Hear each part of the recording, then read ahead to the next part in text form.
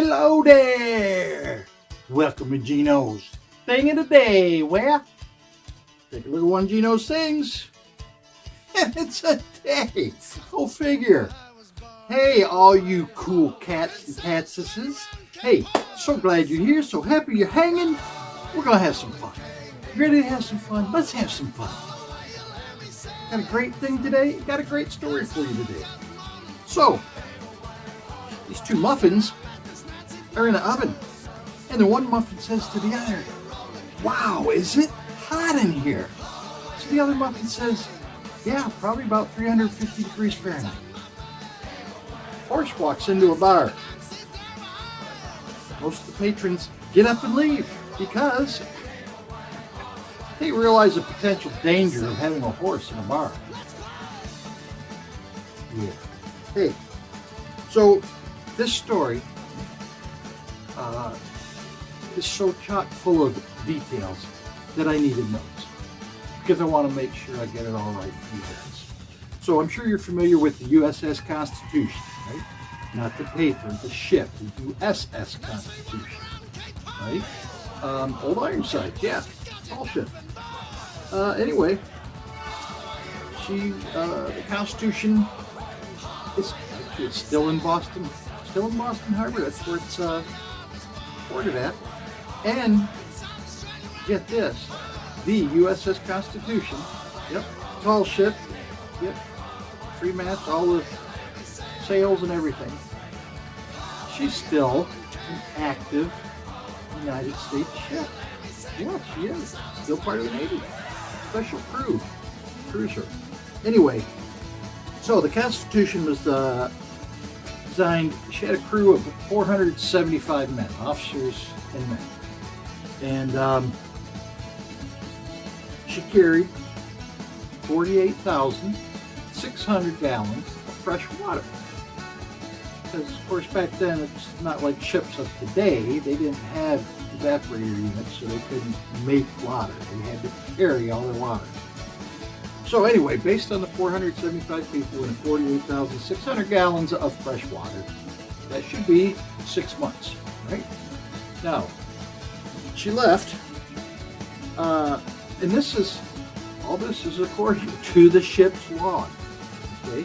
So, yeah, take that for what it's worth. It's worth a lot. You know, the ship's log. And I don't mean a piece of a tree. I mean, yeah, you know what it is. Anyway, so she left July 27th, 1798, pulled out of Boston Harbor. She had her crew, 475 people. She had 48,600 gallons of fresh water. She had 7,400 cannonballs, 11,600 pounds of black powder, which you need to fire cannons, and this is something quite a bit different than today's modern U.S. Navy. She had 79,400 gallons of rum aboard. Maybe you've heard it called grog. Anyway, and her mission when she left that July was to destroy and harass all the English shipping that she could find. So, the thing is about crossing the Atlantic,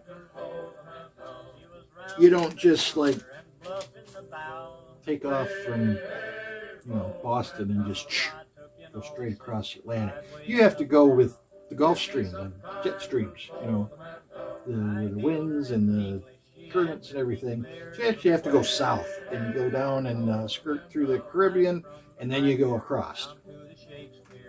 So on 6 October, she pulled into Jamaica. She took on 826 pounds of flour, obviously for cooking, and 68,300 gallons of rum. So, now, on the way over, there's this island chain called the Azores. They're kind of just in the middle of the Atlantic, the middle of nowhere. And it is very customary. Ships usually stop there when they're crossing the Atlantic to, refuel and reprovision. So, 12 November, the Constitution pulls into the Azores. Steaks on 550 pounds of beef. A lot of steaks here, huh? And 64,300 gallons. No, not rum. Portuguese wine. No kidding. And so then she stayed there in the Azores for 6 days. And on the 18th of November, she finally heads over to England. Now, she had a pretty successful mission there. She was able to defeat 5 British men of war, which is like the top of the line combat ships for that time. 5 of them. And she captured and scuttled 12 British merchant ships. And the only thing she salvaged from all of that was the rum off the merchant ships. Yep. So, now, by the 26th of January, she was all out of powder, all out of cannonballs. But they still managed to pull off the raid. They went to land and sent in a landing party in a place called the Firth of Clyde in Scotland. So this landing party, during their raid, they capture, get this, a whiskey distillery. Yes, they capture it. And that the log said they transferred 40,000 gallons of single malt scotch aboard before daylight and headed out. So she headed for home. She got back in Boston, 20 February, 1799. When she pulled in, the Constitution had no cannonballs left. She had no black powder, no food, and there was no rum. There was no wine, no whiskey, but she did have 38,600 gallons of fresh water. Now, if you remember from the beginning, she took off from Boston like 6 months before this, 7 months, with 48,600 gallons of fresh water. She only used 10,000 gallons. And I don't know. Amazing. We won the wars, huh? Hey. And, yeah, I know, mixing it up a little bit today, aren't we? Ready for that thing? Are you ready for that thing we call the thing of the day? Here we are, folks. See it? See this? I don't know what exactly to call it. It's a squishy ball with stuff, little like tentacle type things. And see how it's squishy. It goes, ah! See that? And it's squishy. Squish, squish, squish, squish, squish, squish, squish, squish. So yeah, is that cool? A squishy ball. And it's like, well, not really tentacles, but like kind of like a porcupine or maybe a hedgehog. It's like a hedgehog. It's like a pink, squishy hedgehog. Anyway, hey, for me, for Squishy Ball Hedgehog, gotta say ta-ta for now. Feel free to comment, question, copy, criticize, and or critique.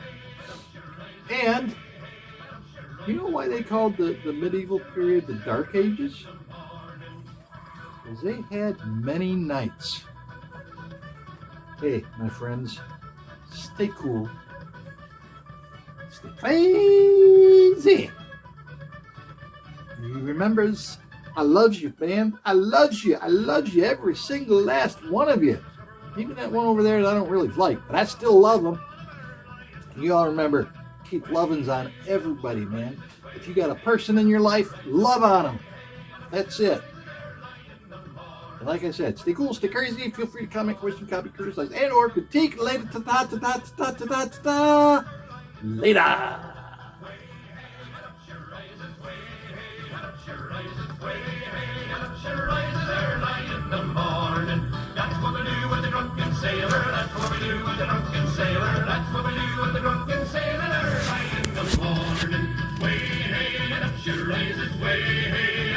They just play, hey,